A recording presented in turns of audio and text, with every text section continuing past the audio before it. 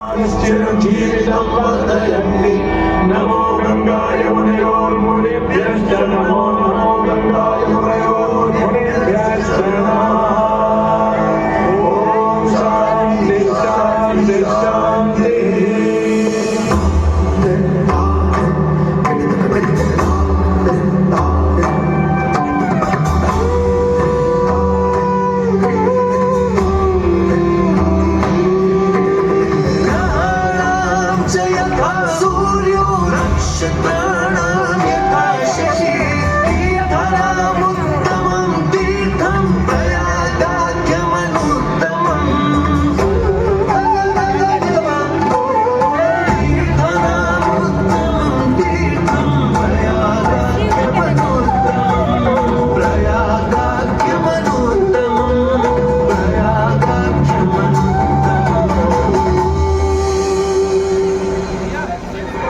सूर्य ग्रहों में श्रेष्ठ है और चंद्रमा नक्षत्रों में श्रेष्ठ है, उसी प्रकार प्रयाग सभी तीर्थों में सर्वश्रेष्ठ है। पद्म पुराण में वर्णित ये श्लोक जिस तरह प्रयाग की विशेषता को दर्शाता है, उसी तरह इस पावन क्षेत्र का गुणगान करने वाली अनेक पौराणिक कथाएं, किंवदंतियां एवं कहानियां आज भी जनमानस में प्रचलित हैं। ऐसी ही एक पौराणिक कथा है जो भगवान ब्रह्मा को प्रयाग से जोड़ती है। मान्यताओं के अनुसार भगवान ब्रह्मा को यज्ञ करने हेतु एक दिव्य स्थान की आवश्यकता थी, जिसके चयन को लेकर वे बड़ी ही दुविधा में थे। अपनी दुविधा के निवारण हेतु भगवान ब्रह्मा नागों के देवता महाराज शेषनाग के यहाँ पहुंचे और उनसे कहा, हे आदिशेष, मैं यज्ञ करने हेतु इस सृष्टि में एक ऐसा स्थान ढूंढ रहा हूं जो दिव्यता और पवित्रता की दृष्टि से सर्वोत्तम हो। क्या आप मुझे ऐसा कोई उपयुक्त स्थान बता सकते हैं जो सभी तीर्थों में सर्वश्रेष्ठ हो? जगत रचयिता को मेरा प्रणाम। भगवान, मैं धन्य हूं कि आपने मुझे इस योग्य समझा। क्यों ना आप स्वयं ही सभी पवित्र स्थानों का मूल्यांकन करें? ऐसा कीजिए, आप तुला के एक पलड़े पर सप्तपुरियों को रखिए और दूसरे पलड़े पर भगवान विष्णु के स्थायी निवास प्रयाग को रखिए, जिसका भार सबसे अधिक आए। मेरे विचार में वही सर्वश्रेष्ठ तीर्थ होगा। इस मूल्यांकन के परिणाम स्वरूप प्रयाग का पलड़ा ही भारी रहा। इस तरह प्रयाग की प्रधानता सिद्ध हुई और तभी से इसे तीर्थों का राजा कहा जाने लगा। आज भी ऐसी मान्यता है कि भगवान ब्रह्मा ने गंगा नदी के पश्चिमी तट पर 10 अश्वमेध यज्ञ संपन्न किए थे। आज उस स्थान को हम दशाश्वमेध घाट के नाम से जानते हैं। भगवान ब्रह्मा के अलावा इंद्रदेव, वरुण देव एवं सोमदेव ने भी प्रयाग क्षेत्र में ही भगवान विष्णु की आराधना करने हेतु यज्ञ किए थे, जिससे उन्हें भी श्री हरि का आशीर्वाद प्राप्त हुआ। प्रयाग शब्द में प्र का अर्थ है प्रकृष्ट और याग का अर्थ होता है यज्ञ। इसीलिए इन दो शब्दों से बना प्रयाग सबसे पवित्र स्थान माना जाता है। प्रयाग ही संसार में एकमात्र ऐसा पावन क्षेत्र है जहाँ 3 पवित्र नदियों का संगम होता है। इस संगम का भी एक अनूठा महत्व है।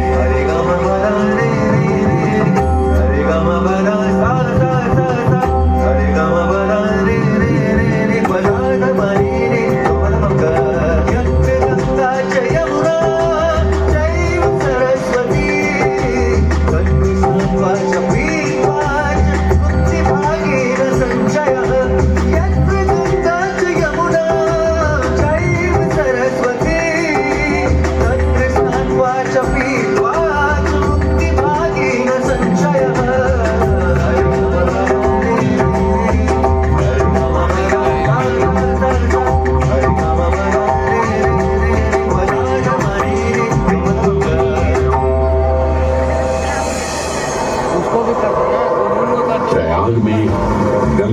यमुना और सरस्वती जैसी 3 सबसे पवित्र और पूजनीय नदियों का दिव्य संगम होता है।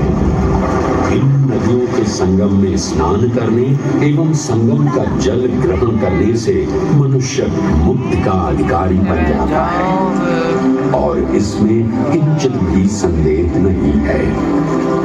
ब्रह्म पुराण में ब्रह्मा जी भी कहते हैं कि प्रयाग में सरस्वती जी अदृश्य रूप में आकर गंगा जी से मिलती है। इसलिए इस क्षेत्र को सरस्वती तीर्थ संगम भी कहा गया है। सरस्वती नदी के अदृश्य रूप से मिलने के पीछे भी एक पौराणिक कथा सुनने को मिलती है। ऐसा माना जाता है कि बद्रीनाथ क्षेत्र की गुफाओं में जब वेद व्यास जी भगवान गणेश को महाभारत की कथा सुना रहे थे, तब उस क्षण सरस्वती जी हिम शिखरों से टकराते हुए अपना मार्ग बनाती हुई बड़ी ही तीव्र गति से बह रही थी। सरस्वती नदी के इस तेज बहाव से उत्पन्न होने वाली तेज ध्वनि वेद व्यास जी का ध्यान भंग कर रही थी। इसलिए महर्षि वेद व्यास जी ने सरस्वती जी से वेद को कम करने का आग्रह किया, परंतु उनके अनुरोध उपरांत भी जब सरस्वती नदी के वेग एवं ध्वनि में कोई कमी नहीं हुई, तो उन्होंने क्रोधित होकर सरस्वती जी को श्राप दिया और कहा कि वे अब धरती के भीतर यानी कि पाताल लोक में प्रवाहित होंगे। तब से ये माना जाता है कि हिम शिखरों से उद्गमित हुई सरस्वती नदी उत्तराखंड के माना गांव से आगे अपने अदृश्य रूप में प्रवाहित होती है। आगे चलकर यदि अदृश्य रूपी मां सरस्वती प्रयागराज में गंगा एवं यमुना नदी से मिलकर त्रिवेणी संगम को पूर्ण करती है। ये प्रयाग नगरी पवित्रता का उद्गम है, जिसके अंश हमें वेदों एवं पुराणों में भी मिलते हैं, जिनमें वर्णित है सुरों असुरों द्वारा हुआ समुद्र मंथन। अमृत प्राप्ति के लिए सुरों और असुरों ने एकजुट होकर क्षीर सागर का मंथन किया, जिसके संदर्भ में पुराणों में विभिन्न कथाएं देखने को मिलती हैं। उन्हीं कथाओं में एक कथा महर्षि दुर्वासा और इंद्रदेव से संबंधित है। इस कथा के अनुसार ऋषि दुर्वासा ने इंद्रदेव से प्रसन्न हो उन्हें पारिजात पुष्पों की एक दिव्य माला भेंट की, जिसे इंद्रदेव ने साधारण पुष्पों की माला समझ स्वयं धारण न कर उसे अपने वाहक गजराज ऐरावत के मस्तक पर रख दिया। पल भर में गजराज ने वो माला धरा पर गिरा उसे अपने पैरों तले रौंद दिया। ऋषि दुर्वासा से ये अपमान सहन न हुआ और उसी क्षण क्रोधित हो उन्होंने इंद्रदेव को श्राप दे दिया। हे अहंकारी इंद्र, तेरा इतना दुस्साहस कि तूने मेरा अपमान किया। जिस वैभव एवं शौर्य पर तू इतरा रहा है, क्षण भर में ही तेरा ये वैभव, प्रतिष्ठा, शक्तियां सब नष्ट हो जाएंगी। अत्रिपुत्र दुर्वासा समस्त देवगणों को श्रीहीन होने का श्राप देता हूं।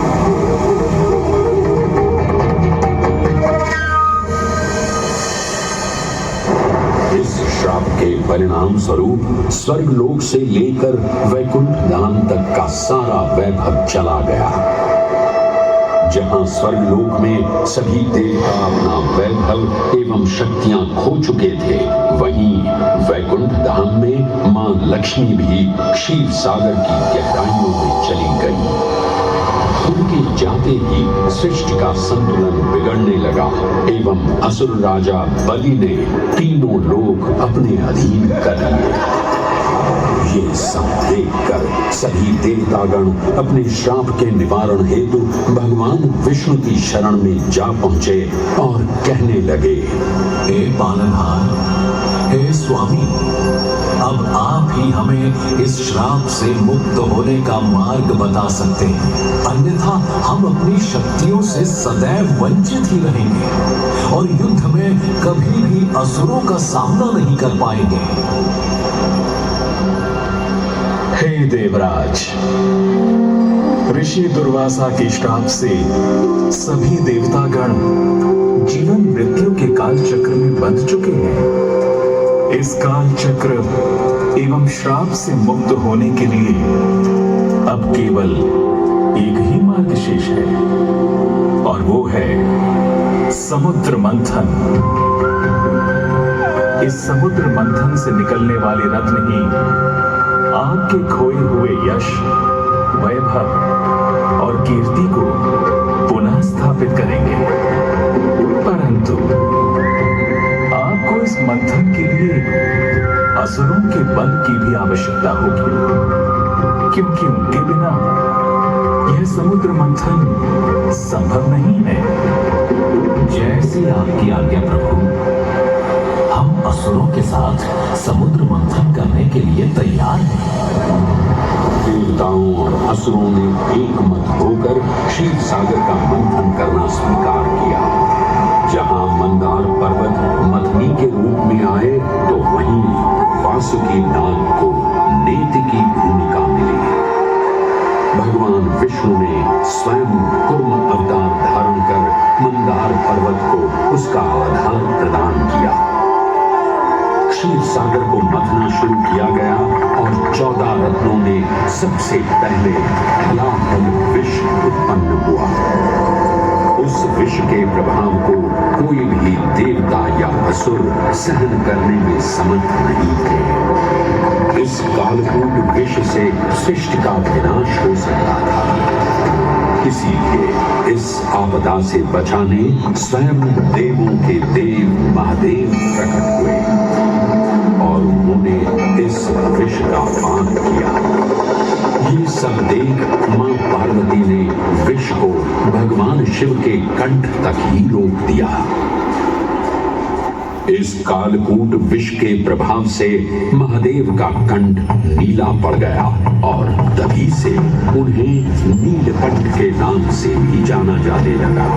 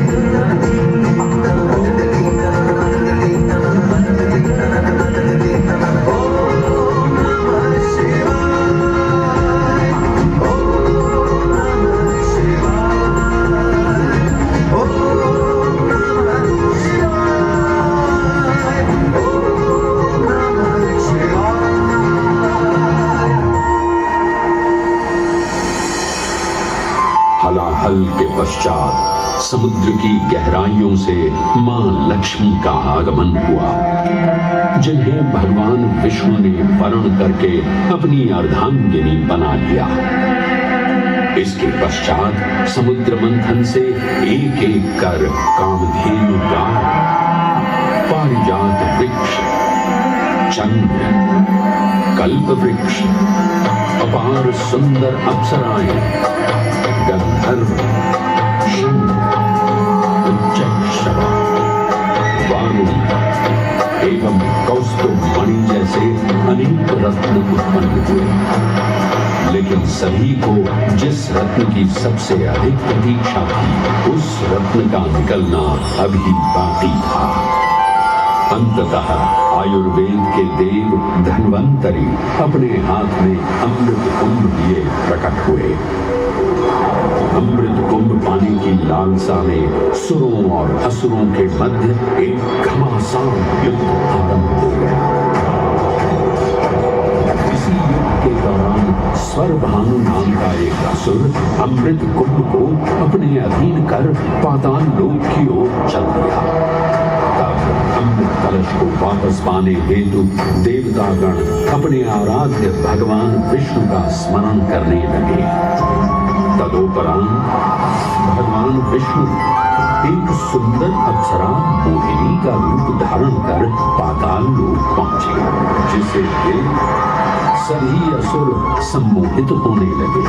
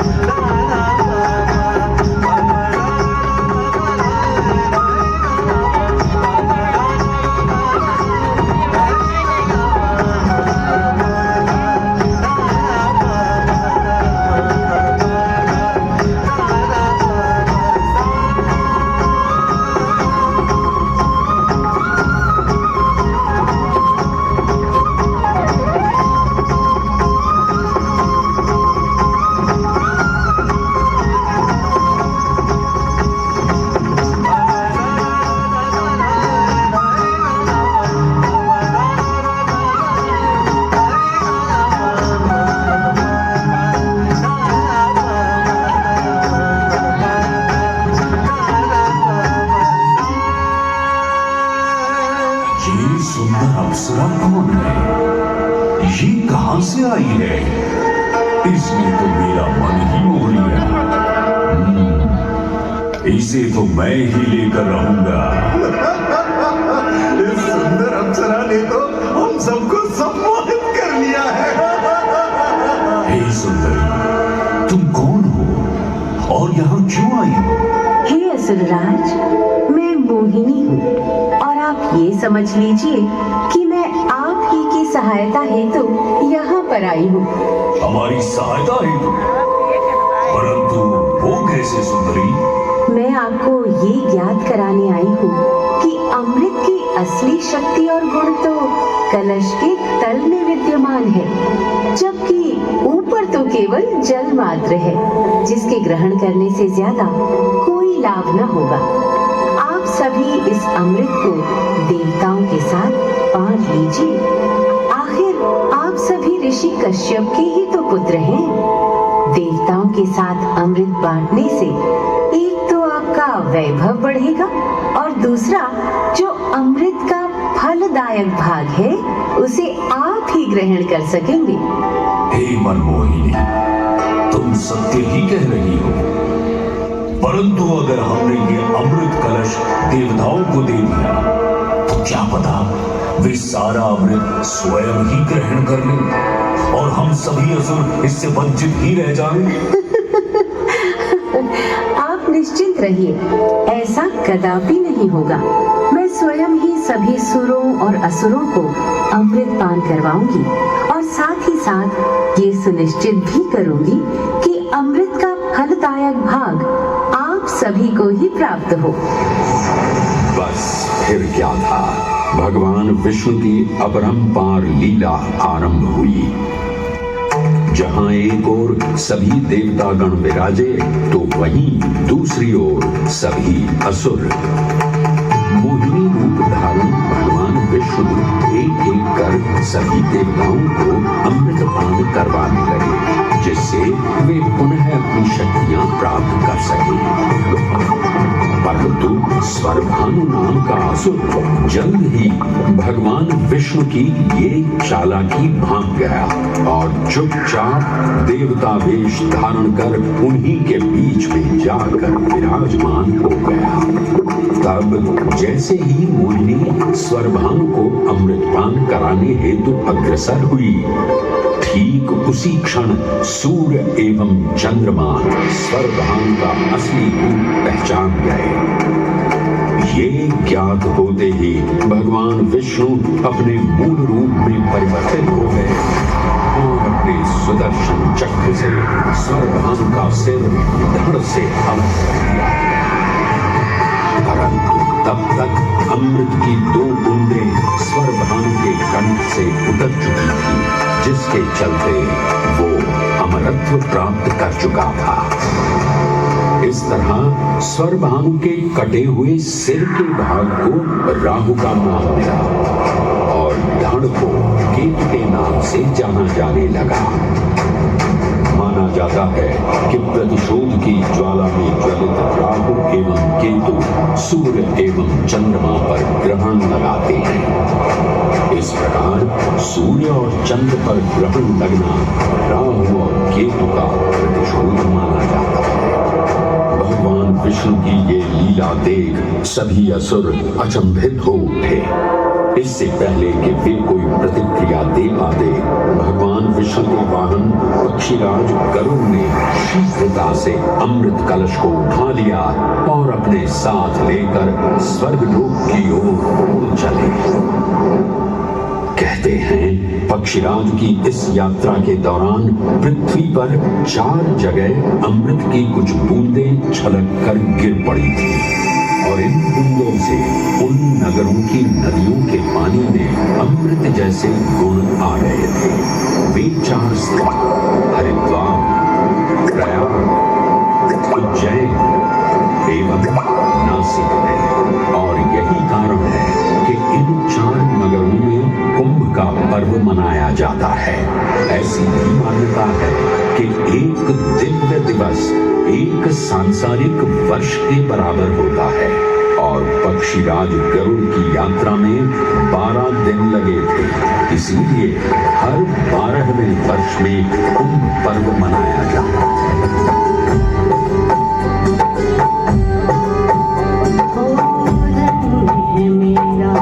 धर्म सनातन अमृत यहाँ की जलधारा, धन्य है मेरा धर्म सनातन अमृत यहाँ की जलधारा। भक्त जनों का हुआ समागम, खुशियों का जय जयकारा, खुशियों का जय जयकारा।